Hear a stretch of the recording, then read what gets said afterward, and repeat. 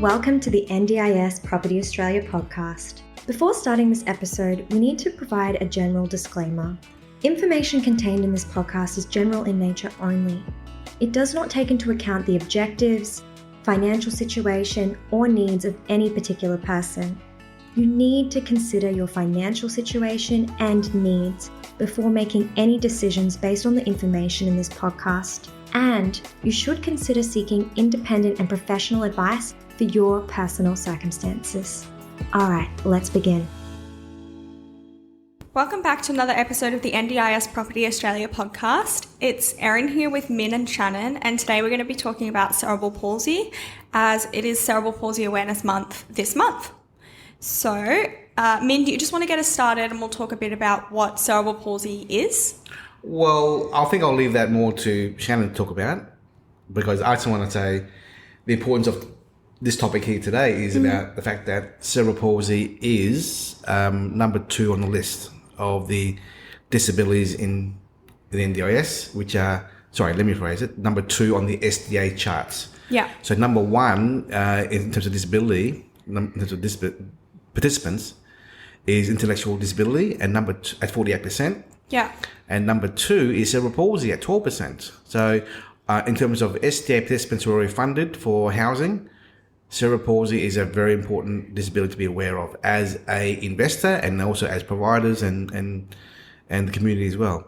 Now, that's number 2 on the list of SDA funding. However, on the overall scheme of things, so there are about 502,000 people in the NDIS, and cerebral palsy is listed as 4%.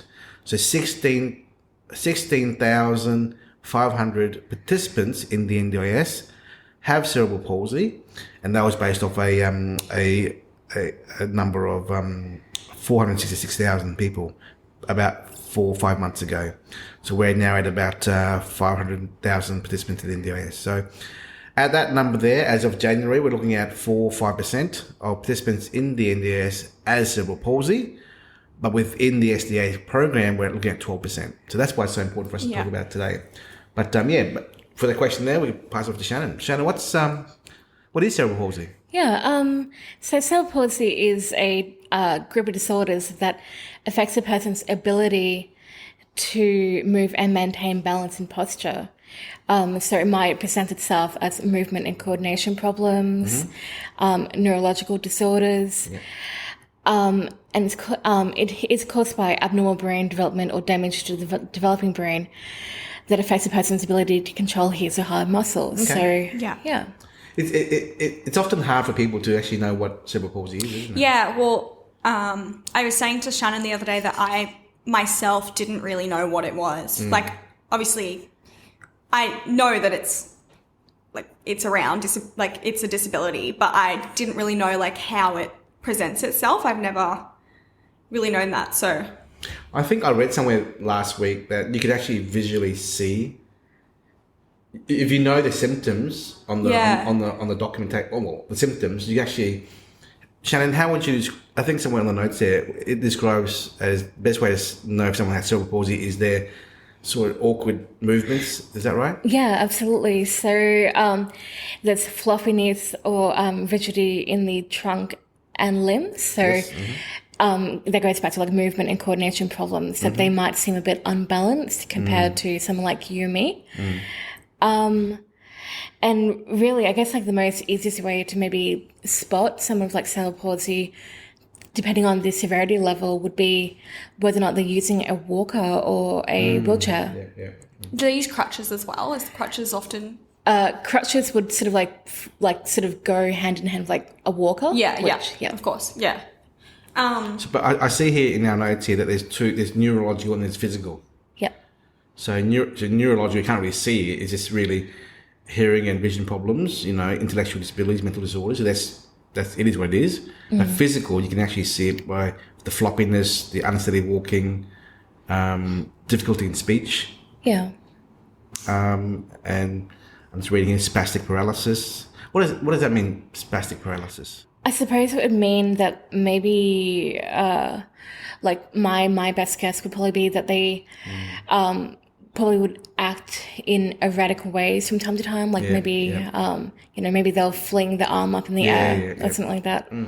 I think it can also mean, I could be very wrong, but spastic usually means like kind of like a seizure, like it's not constant. Does that mean like, so like how some people would have a seizure, like someone who might have cerebral palsy might have they might have a moment of paralysis, or if they are paralyzed, they might have like like you said, like uncontrolled movements that might just happen. Exactly. And I think it's so interesting that we've both mentioned about intellectual and seizures, because with a cerebral palsy diagnosis, as the person gets older, sometimes they'll start to present other disorders like epilepsy or intellectual.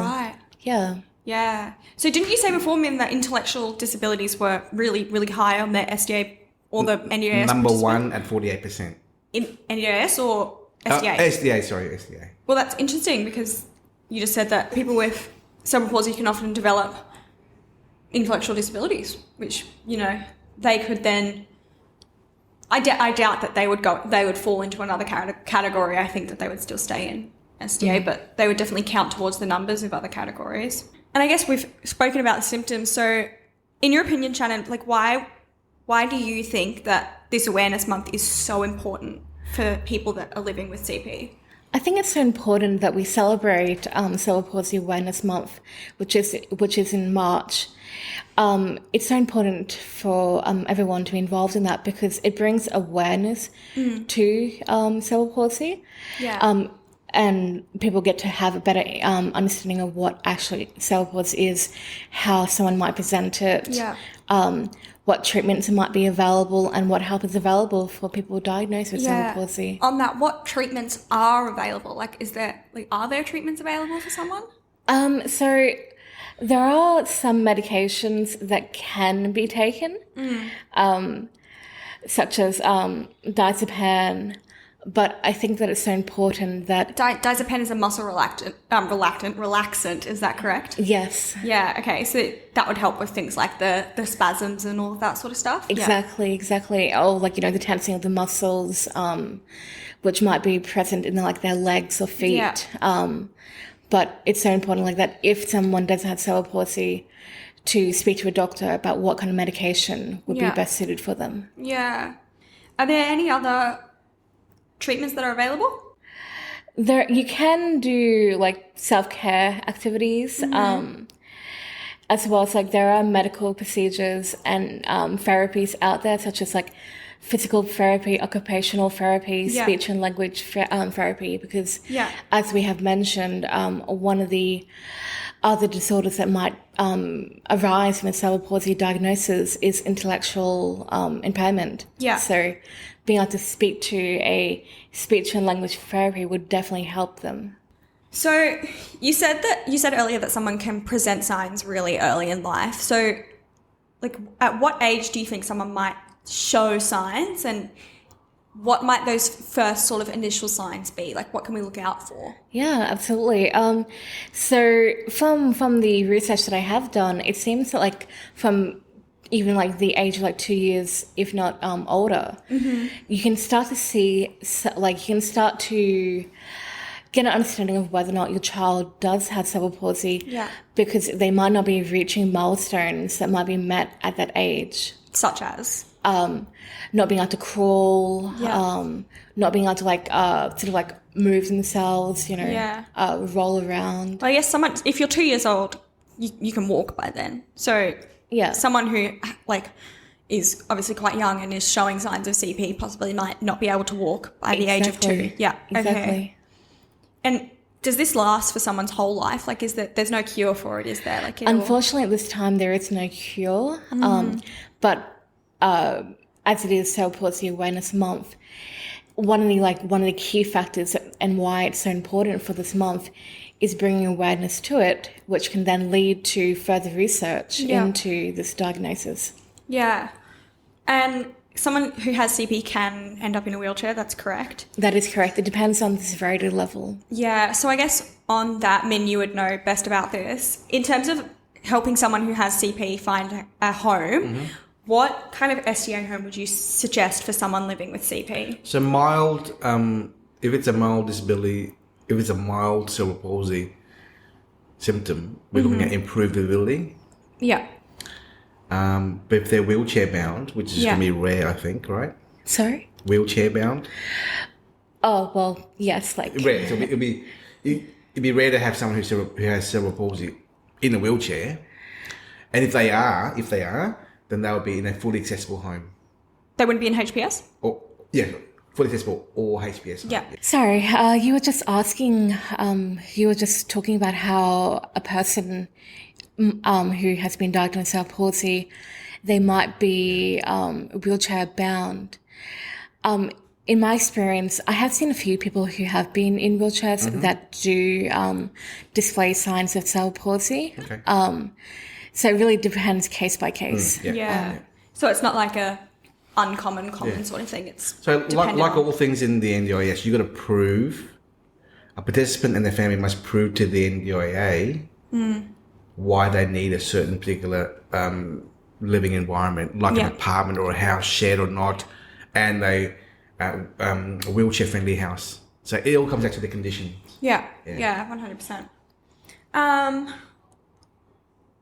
I guess another thing would be like important if you wanted to research more about CP, or even if you think maybe someone in your life, like a child or a younger sibling or something, might have CP.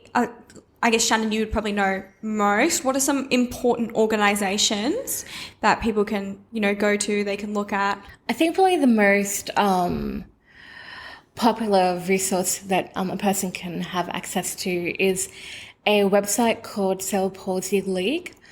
Although I think they have rebranded themselves to Choice, Passion and Life. Okay. But if you just search Cerebral Palsy League into Google, it'll give you a website that'll give you more information, as well as even access to carers that'll come visit your home. Wow. Yeah, that's excellent. That's really good. I want to add, there's another cerebral palsy organisation called Cerebral Palsy Alliance. Yeah. So www.cerebralpalsy.org.au. So they're a non-profit organisation that provides services to thousands of people who have cerebral palsy. Yeah, wow. But I want to add also, so that our listeners can know, that SDA funding only applies to 18 years of age or over. Yeah. So as you can see here with our research, or the research, it happens mostly when they're young children or unborn. So if you're going to have cerebral palsy when you're born, it's really at a young age. Yes, absolutely. So those children who are 1 to 17 who have cerebral palsy, they only have the services of NDIS support services from a care point of view, and that's only... Well, they'll have services such as, a carer coming into the home, maybe of a morning to help get them ready for school, or an afternoon getting them ready for, bedtime. Yeah. Or they might have Saturday recreational activities that gives, the parents time for themselves and something fun for the kids to do over the weekend or, holidays. So families will have to, for self-care really is encouraging the children to live and work independently while they're living at home. But when they hit that 18 years of age, then they're allowed to apply for SDA funding, which allows them to live separately in their environments. Yeah. So cerebral palsy, as we said, can occur really early in someone's life, up until 2 years old, they can develop it. What are some ways that someone, might develop cerebral palsy? So it could likely be done through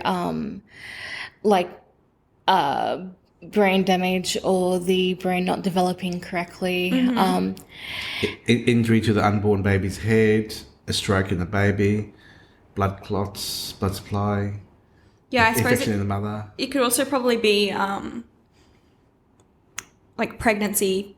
If there's a problem during pregnancy that occurs, that could not, I won't say likely cause it, but that could be one of the causes of that happening. And also, as with a lot of other disabilities, the older that the mother is pregnant with the child, the greater the risk is to developing any kind of disability. So if I can read this list here for everyone to hear. Increased risk there are some things that can increase a baby's risk of being born with cerebral palsy, and that is like mother being over 35 years of age, the mother having unusually low blood pressure or high blood pressure, a twin, multiple pregnancies, low birth weight, being born prematurely. Yeah, a lot of problems can arise from premature births for sure. So there you go. Oh, there's a Cerebral Palsy Day. World Day. I didn't know that. Yeah. On the 6th of October. Yeah, wow. But next month is Autism Awareness Month, correct. Yeah. That's really important. Autism is which is number one on the it affects so many people. Yeah. It's really, really big. So we'll definitely do another podcast on that. Right. Is there anything else anyone wanted to add? No, I think we're pretty. Yeah, we've covered our little awareness podcast today, and I hope our listeners can have a better understanding of what this is all about. Yeah, and we'll put some links in the description for this episode that I think everyone should really go and look at and learn some more, because it's a really huge disability that's really important. So thanks everyone for listening, and thank you for joining us, guys. We hope you enjoyed this episode. Please make sure that you are subscribed and following us so that you can keep in the loop with all of our upcoming episodes. We would really appreciate it if you could leave us a 5-star rating, a written review, and to share this episode with those that can benefit. Until next time, catch you on the next episode.